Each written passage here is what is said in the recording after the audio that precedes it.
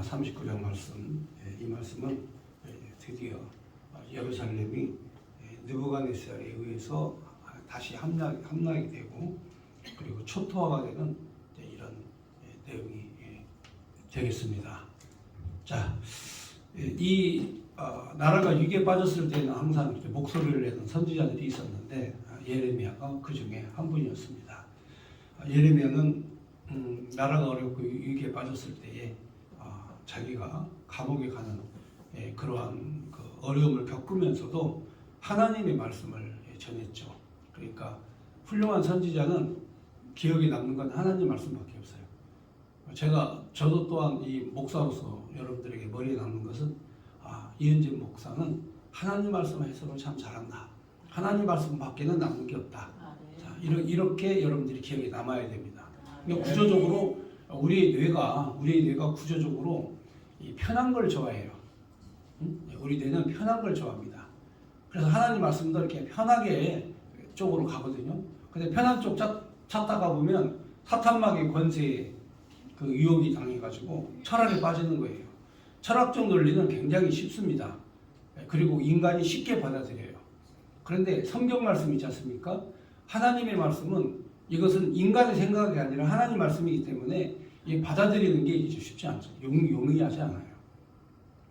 다행히도 그렇습니다. 우리나라가 지금 현재 이 많은 위기에 빠져 있죠. 오늘 기도하신 우리 집사님의 기도에도 있습니다만은 사실상 이 자유민주주의 대한민국의 정체성이 사라지고 이 공산주의자들이 이 권력을 잡음으로 말미암아서 대한민국 곳곳이 허물어졌어요. 그러니까 자유민주주의 뚝방이 허물어진 거예요. 부실하게 허물어집니다. 그런데 여러분 그 네덜란드의 영웅이 한 명 있어요. 그 어린아이인데 네덜란드 영웅 어린아이 한 명 초등학교 때 여러분 배웠을 겁니다. 이 뚝방이 점점 이렇게 무너져 가면서 물이 새니까 자기 손으로 그거를 막고 버티면서 뚝방 무너진 것을 막았다. 그래서 그는 참 영웅이다. 여러분 저도 초등학교 때 그걸 배운 적이 있는데 그런 영웅이라고 하는 것은 자기 희생, 자기가 정말 죽을 위기에 놓여서 그 무너지면 자기가 제일 먼저 죽잖아요. 그러나 민족과 나라와 가정을 살리기 위해서 자기가 희생하는 이 모습이 이게 진짜예요. 그래서 하나님께서 내게 생명을 주신 것도 이 땅에 그리고 이 교회에 그리고 이 가정에 나의 희생을 통해서 우리 생명들을 살리는. 그러니까 주로 부모님들이 희생 안 하면 이 아들과 딸들이 고생을 해요. 이 부모님들이 희생을 안 하면 아들, 딸이 고생합니다. 그러니까 이 부모가 희생하는 거를 이 감사하게 생각해야 되고 그분들은 일을 제대로 하는 거예요. 부모가 막 희생을 하고 헌신하고 해가지고 가정을 살리는 거 있잖아요. 그 일을 잘하는 거예요.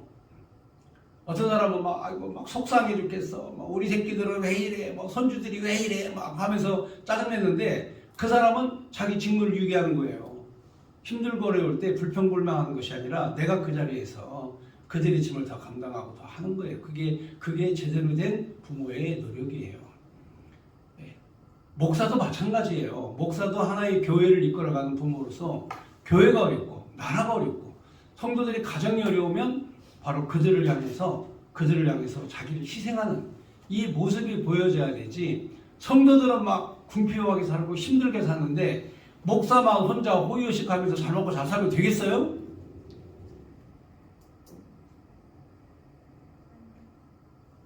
아니죠. 그거 아니에요. 목사라고 하는 거는 섬기라고 온 것이지 누리라고 온 게 아니란 말이에요. 그러니까 우리나라가 그게 문제라는 거죠. 우리나라 복음이 과거에 손양원 목사님이나 주기철 목사님이나 그 부흥사 최성봉 목사님이나 이런 분들은요 다 헌신적 노력으로 교회를 이끌고 그리고 이 민족 복음화를 위해서 힘썼던 사람들이에요. 근데 어느 순간부터 목사님들이 막 누리기 시작하면서 교회가 타락한 거예요. 예레미야가 성공적인 삶을 살았던 거는 힘들고 어렵고 고통 가운데 있고 감옥에 갇히고 매도 맞고 이런 수모를 당하면서도 그 입에서는 항상 꾸준히 하나님 말씀만 외쳤어요. 그런데 참 감사하게도 예레미야 주변에 말이죠 훌륭한 사람들이 있어요. 성경을 필사한 바룩 같은 사람. 여러분 예레미야가 감옥에 갇히고 진창에 갇히고 그런데 옆에서 예레미야가 하나님 말씀을 전하면 그거를 다 받아 적어가지고 여호와의 말씀이니라 하면서 이게 적으면 여러분 이거 그런 사람 없었으면 이 예레미야서 없어요. 바로가 없었으면요 예레미야서가 어디 있습니까? 예레미야가 글 쓰는 거 별로 못하니까 하나님의 글 잘 쓰는 인간 붙여줘가지고 따라다니면서 계속 글을 쓰니까 여호와의 말씀이니라 여호와의 말씀이 이게 나오는 거예요. 이게 기록되어 있는 거예요. 그러니까 내가 가지고 있는 거 자그마한 거 하나라도 정말 그 하나님의 영광을 위해서 드려지면 그 아름다운 향기가 되는 거죠.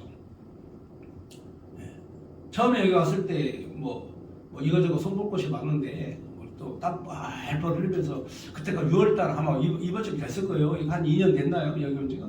그런데 우리 일 잘하는 뭐든지 그 드라이버만 주면 다 고치는 우리 또 윤집사가 나와가지고 뭐 텔레비전 설치하고 막 그죠 다 이렇게 해가지고 나야 편했죠. 옛날 같으면요 이은재 목사가 다 했어요. 옛날에는 제가 다 했습니다.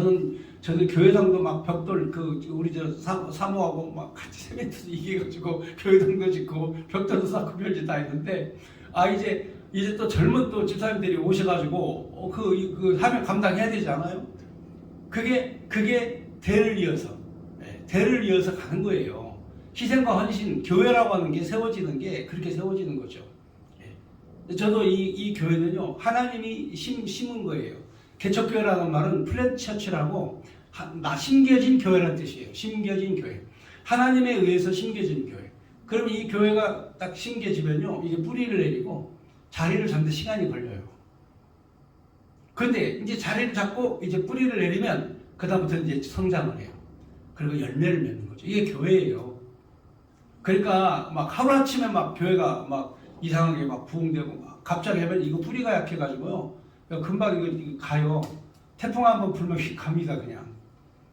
그러나 여러분들이 뿌리 깊게 뿌리를 내리고 여러분들이 그런 믿음 생활을 하다 보면 이제 한 명씩 하나님이 붙여주시고 오라고 하시고 또 세워주시면 하나님께서 영광 받으실 그날이 온다. 온다 이거죠. 그러니까 심겨졌을 때 하나님 말씀으로 영적 무장 잘하자 그 말이에요. 교회가 지금 흔들리는 이유가 사치스럽게 물질주의로 가기 때문에 그래요. 부유하고 누리고 편안하고 하나님 믿는 성도들이 어떻게 그렇게 살아요?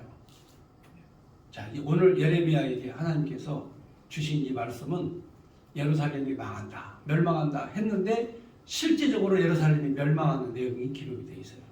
그러니까 하나님 말씀은 반드시 이루어진다. 근데 이렇게 말씀이 이루어지는데 바로 예레미야 주변에 바락과 같이 돕는 사람이 있고, 그리고 또 이 마지막 장에 보면은 에벤멜렉 있죠, 에벤멜렉에게 하나님께서 또 구원의 역사를 선포하죠. 에벤멜렉이 누구냐면 예레미야가 이 진창 감옥에 갇혀가지고 죽을 위기에 놓여 있을 때 자기 목숨을 걸고 시드기야 왕이 가가지고 하나님의 선지자가 나쁜 고관들, 나쁜 그런 고위공직자들 그들의 모함에 의해 가지고 지금 감옥에 갇혀서 죽을 위기에 놓여 있습니다.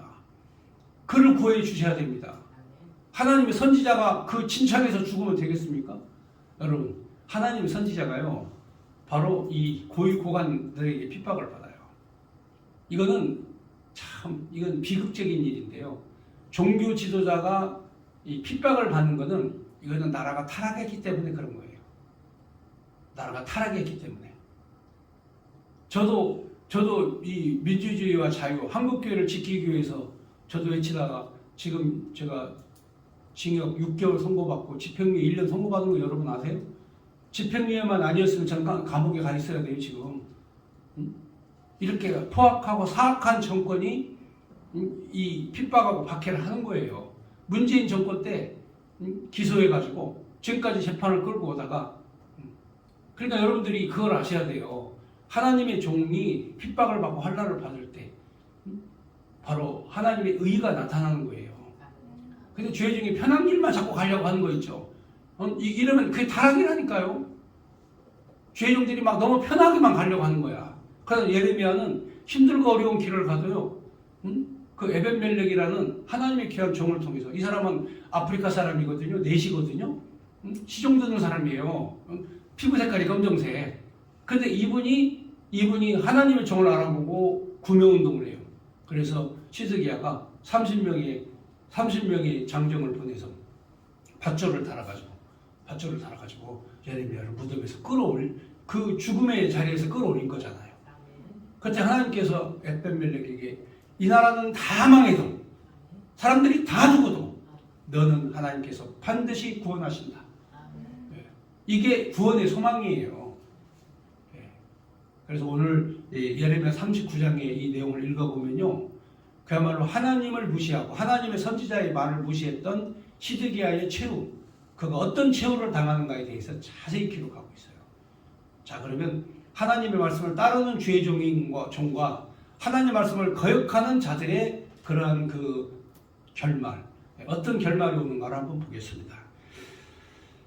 39장 1절, 유다의 시드기야 왕 제9년 10달째 바벨론의 느부갓네살 왕과 그의 모든 군대가 와서 예루살렘을 에워싸고 치더니, 그러니까 이제 시드기야가 포위된 지 이게 3년입니다.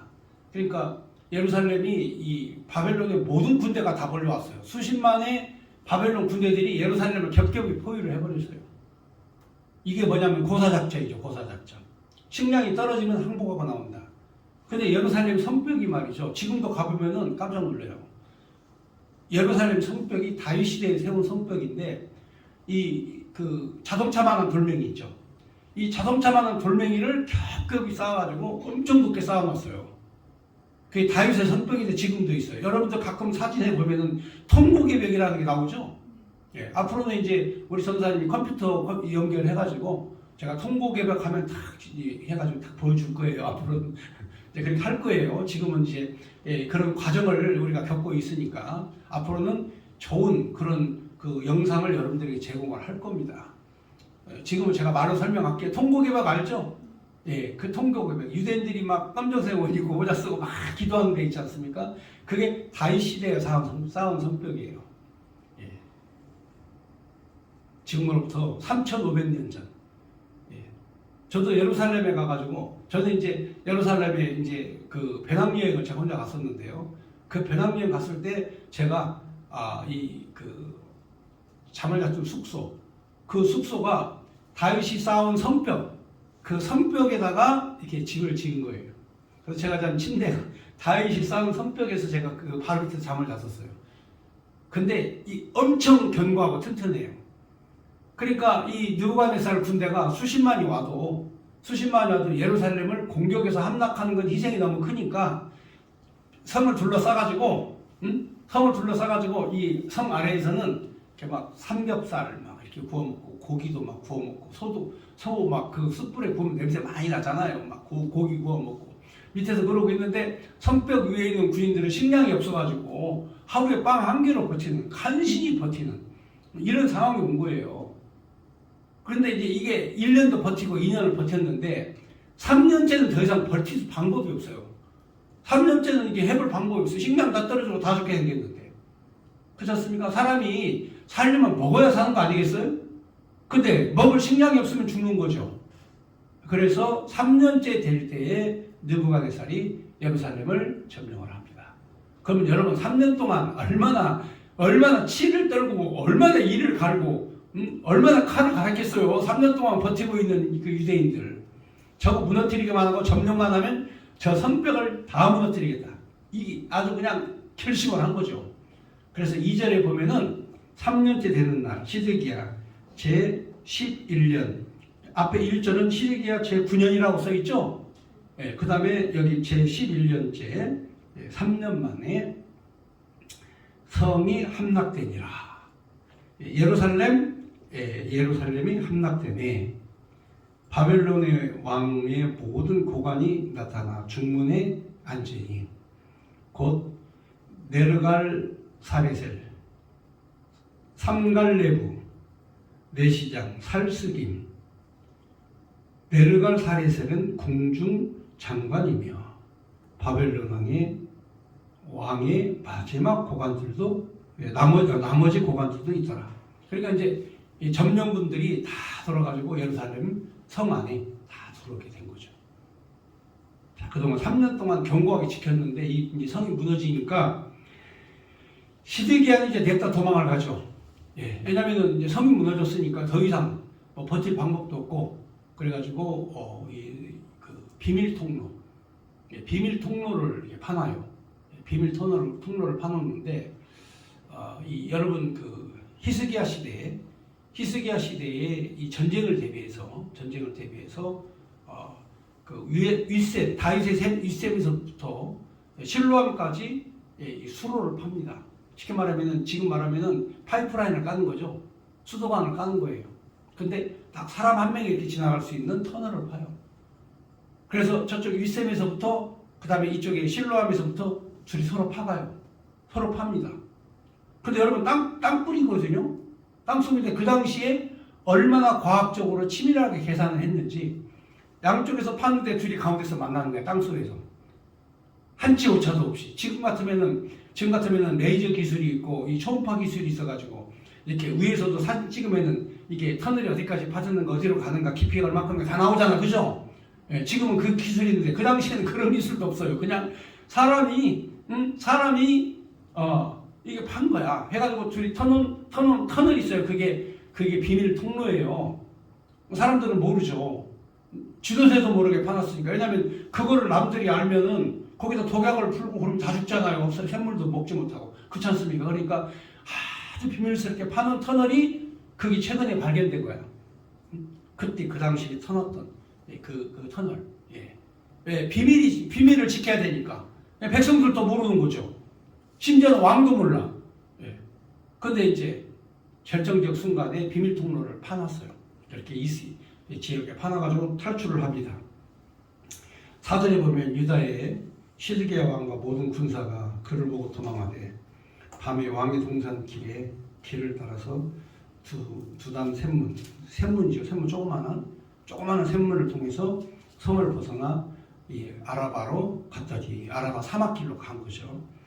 갈대아인의 군대, 느부갓네살의 군대가 그들을 따라서 여리고 평원에서 시드기야에게 미쳐 그를 잡아서 데리고 하마 땅 림나에 있는 바벨론의 느부갓네살 왕에게로 올라가매 왕이 그를 신문하였더라.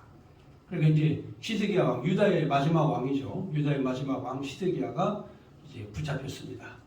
예, 다윗 왕가가 여기서 이제 끝납니다. 다윗 왕가가 시드기야로부터 끝이 나는데 여기 붙잡힙니다. 붙잡혀서 고문을 받고, 그렇습니다. 고문을 호되게 받고, 그 다음에 또 이 왕이 붙잡히니까 왕과 함께 도망갔던 왕의 가족들이 다 잡혔죠.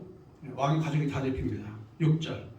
바벨론 왕이 림나에서 시드기야의 눈앞에서 그의 아들들을 죽였고 왕이 또 유다의 모든 귀족을 죽였으며, 그러니까 왕이 마지막 본 거는 자기 아들들, 왕자들이 죽는 걸 눈으로 마지막 봐요. 왕자들이. 이제 왜 이런 하나님의 심판이 임하냐면 예레미야가 진즉에 항복하라. 여호와의 말씀이 항복하라. 어차피 이 예루살렘은 하나님의 섭리 가운데에서 70년간 바벨론에게 맡겨진 거다. 그러니까 어차피 우리가 포로 생활을 할 바에야 하나님의 명령대로 순종하자. 예. 그래서 우리가 항복하자 이렇게 얘기했거든요. 그런데 시드기야가 실패한 이유가 있어요. 뭐 때문에 실패한 줄 아세요? 그거는 다 여러분들이 가지고 있어요. 자기의 의, 나의 자아, 자기의 의. 하나님의 말씀을 들으려면 자기의 의와 자기의 자아가 버려져야 돼요. 그래야 순종과 복종이 나오는 거예요.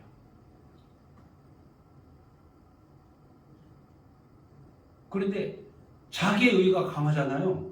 자기의 의가 강하면 하나님 말씀에 복종하지를 못해요. 순종하지를 않아. 그러니까 철저한 신앙생활은 자기의 의지를, 자기의 자아를 부시는 거예요.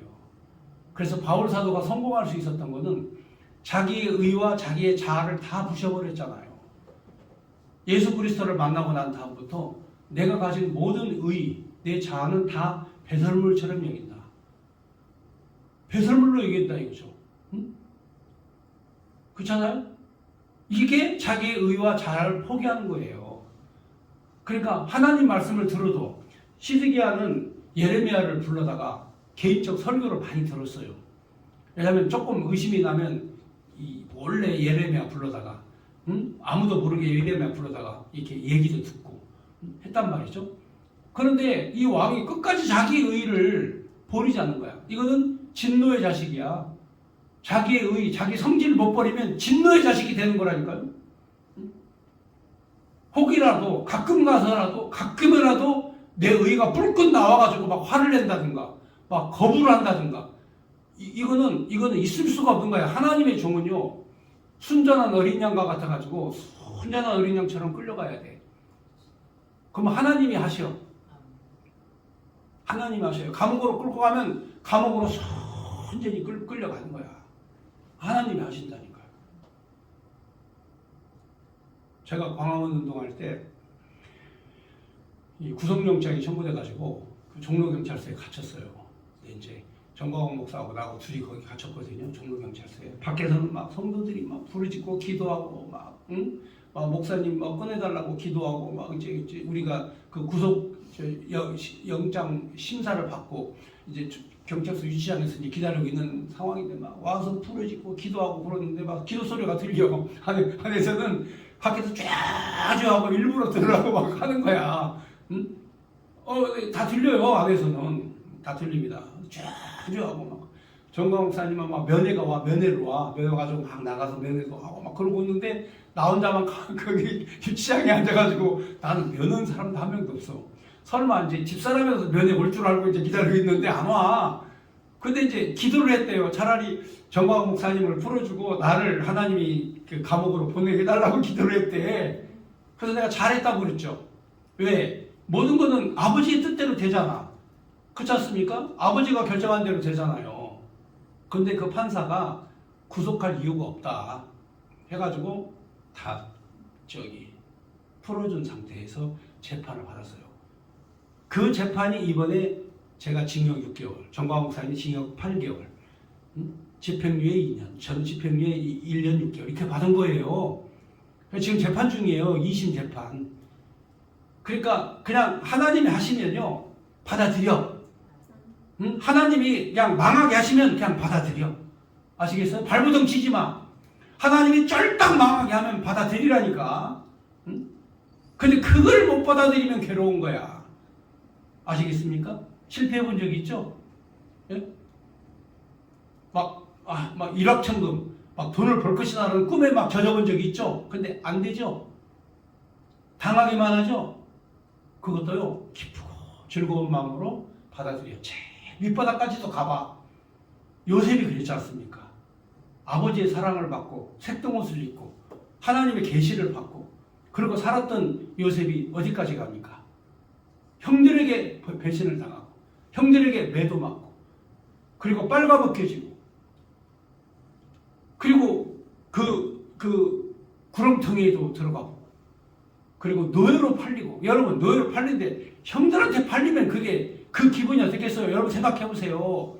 그 어린아이가 어머니 아버지도 작별 인사도 못하고 그 노예로 팔려서 갔는데 보디발의 집에서 열심히 종살이를 하는데 하나님이 높여주셔. 그걸 시기하고 질투하고 그걸 또 이 감옥으로 집어넣는 보디발의 아내. 야 진짜 가장 밑바닥까지 내려가요. 그래도 하나님이 가게 하시는 거야. 그러다 하나님께서 총리 대신으로 쓰시잖아. 어떻게? 하나님의 지혜의 영이 바로의 꿈을 해석하게 하시잖아. 그러니까 사람의 지혜로 한 게 아니라니까요. 하나님의 지혜의 영이 그를 높여주신 거야. 그러니까 망할 때는 망한 거야. 끝까지 가는 거야. 아버지의 뜻이라면 받아들입니다. 근데 이 시드기야는요. 나라가 망한다. 예레미야 선지자 때부터 70년간 이 나라는 바벨론 포로로 갔다 올 것이다. 그리고 고레스라는 사람이 나타나서 민족을 해방시킬 것이다. 미리 다 예언을 해줬어요. 그런데도 불구하고 이 백성들이 하나님 말씀을 듣지 않아요. 그건 왜 그러느냐? 자기의 의가 있기 때문에 그래요. 그러니까 여러분 우리는 어디에서나 순한 양처럼 하나님 앞에 복종하고 섬기는 겁니다. 어제 순국결사대 총회했을 때 그때 어떤 일이 벌어졌는지 여기 집사님 참석하신 분들은 아시죠? 그 성질 날만도 한데요. 순한 양처럼 하나님의 뜻을 헤아려서 다 들 얘기 들어주고 할 거 다 하잖아요. 결론적으로 하나님이 결정하신 대로 가는 거야. 하여튼 와서 봉사해 주신 분들은 고맙고 감사드리고요. 자, 그러면 이제 이 시드기야가 이 자식들을 마지막 보고, 자식들이 죽는 걸 보고, 자식들이 처형되는 걸 보고, 그리고 이제 눈이 뽑힙니다. 그냥 시드기야도 바로 죽여버리면 되는데, 이 느부갓네살이 얼마나 이 시드기야 때문에 고통을 당하고 마음고생을 했는지 눈을 뽑아가지고 사슬에 묶어서 포로로 끌고 가는 거야, 바벨론으로. 여러분, 다윗의 자손이 이렇게 처참한 지경까지 이르게 된 거죠. 왜 그러냐면 그 중간에 자기의 의의가 살아나서 자아를 버리지 못하고 자기 판단에 의해서 하나님 말씀을 계속 거역을 하는 거야. 지금 현재 우리나라의 위기, 사람의 위기, 나의 위기는 어디서부터 시작되냐면 하나님 말씀을 거역할 때부터 위기가 시작되는 거야. 하나님 말씀을 거역하지 않고 순종하잖아요. 망해도 성공하는 거야. 쫄딱 망해도 성공하는 거라니까. 하나님 말씀 앞에 순종하고 받아들이면 내가 다 쫄딱 망해도 성공하는 거예요. 여러분들 인물로 보면 보통 인물들 아니에요. 다 강남 부자 인물이고, 여기 보면 다 우리 회장님 인물이고, 과거에 떵떵거리면서 잘 살았던 인물들이에요. 다 보통 인물이 아닙니다. 우리 이호진 전사님 어디 가면요, 막 너무 멋있다고 막 아줌마들 뭐 할 것 없이 다 그냥 보통 인물이 아니라니까. 또 우리 저기 정 목사님 어디 가면 막 야 진짜 뭐 스노우 화이트 프린세스가 왔다, 막 백설공주가 왔다, 막 이런다니까요. 피부가 하얀색이니까. 그런데 이게 왜 이런 행복과 기쁨이 오느냐? 그런데 이쯤 되면은 막 좋은 집에서 살아야 될 거 아니에요, 아파트. 하나님이 우리 처음 신혼 때는 막 좋은 집 주셨다니까. 그 넓은 집. 제가 항상 말씀드리잖아요. 여름날 하루는 이렇게 거실에 누워 있다가 우리 거실이 저 끝까지가 얼마나 될까 하고 떼굴떼굴 굴러봤어요, 한번. 한참 굴러보고 난 다음에 다 왔겠다고 눈 떠보니까 가운데 있는 거야. 그렇게 넓은 거실에, 운동장 같은 거실에 살았다니까요. 근데 하나님께서 지금은 거실이 없어. 식탁만 있어. 그럼에도 불구하고 하나님께 감사해. 전혀 불편함이 없어요. 그때보다 더 행복해. 나이는 먹어갔는데 더 행복해. 왜? 욕망이 없으니까. 나이를 먹을수록 욕망이 없어지거든요. 욕심이 없어져요. 하나님만 바라보고 죽을 날 얼마 안 남았잖아. 이제 주님 바라보고 살아도 무조건 시간인데. 그러니까 시드기야가 눈이 뽑힐 이유가 있어. 자기 자아가 깨지지 않고, 자기 욕망이 깨지지 않고, 자기 생각이 무너지지 않고. 그러니까 그런 사람은 반드시 망한다. 그래서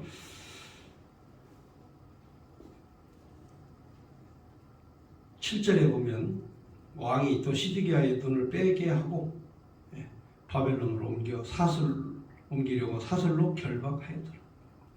두 눈 빼임을 당하고 자기 가족들, 자식들 죽는 거 눈으로 보고, 눈을 뽑혀서 갑자기 가만 소경이 됐으니, 장님이 됐으니 이거 어떤 상황입니까? 이게 도대체 눈을 뽑혔다고 하는 게 이게 어느 정도 상황인지 아시겠죠? 어느 정도 느부갓네살이 분노했는지.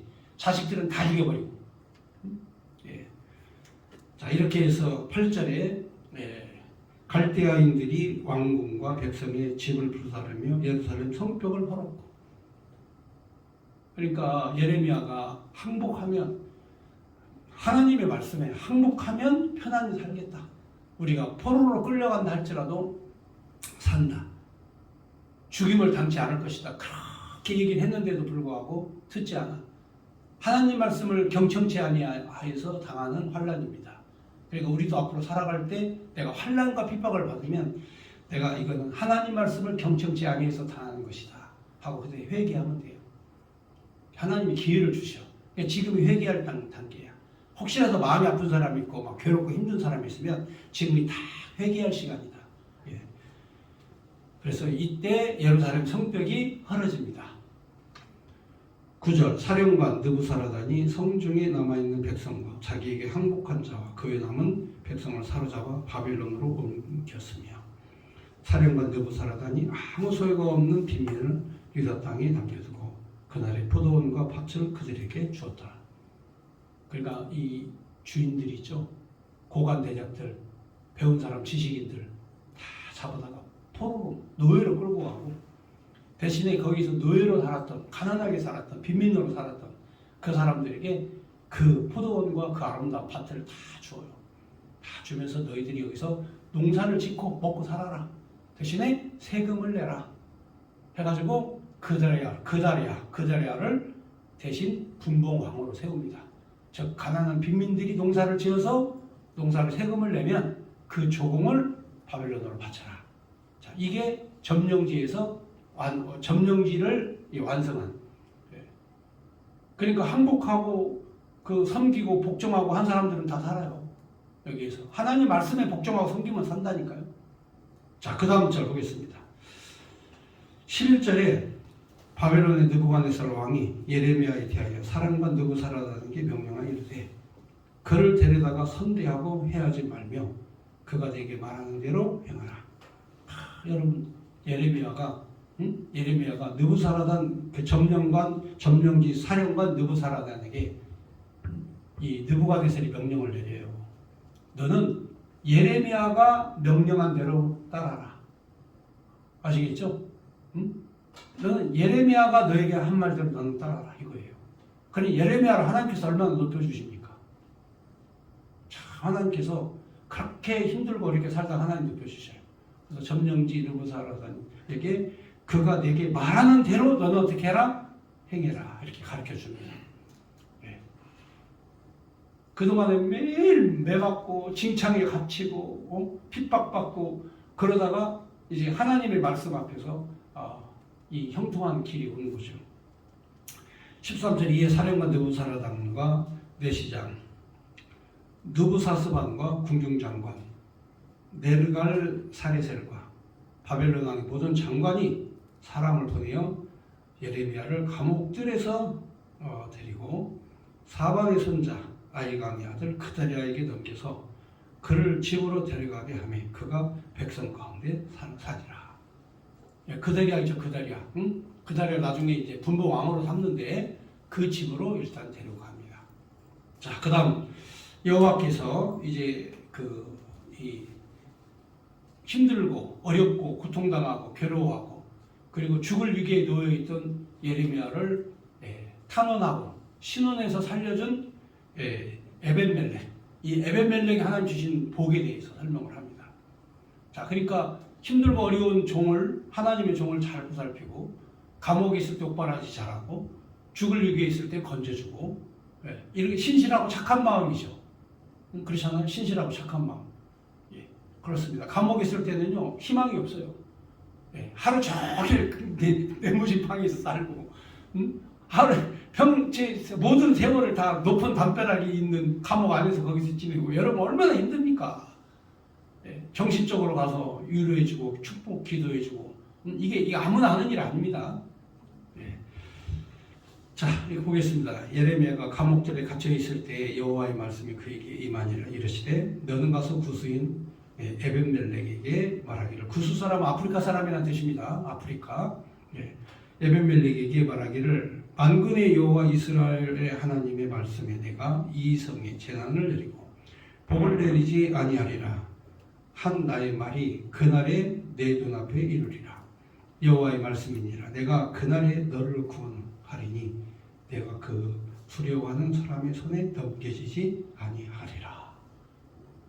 내가 그날이 되면 하나님이 역사하신다 이거죠. 자, 우리에게도 다 그날이 있습니다.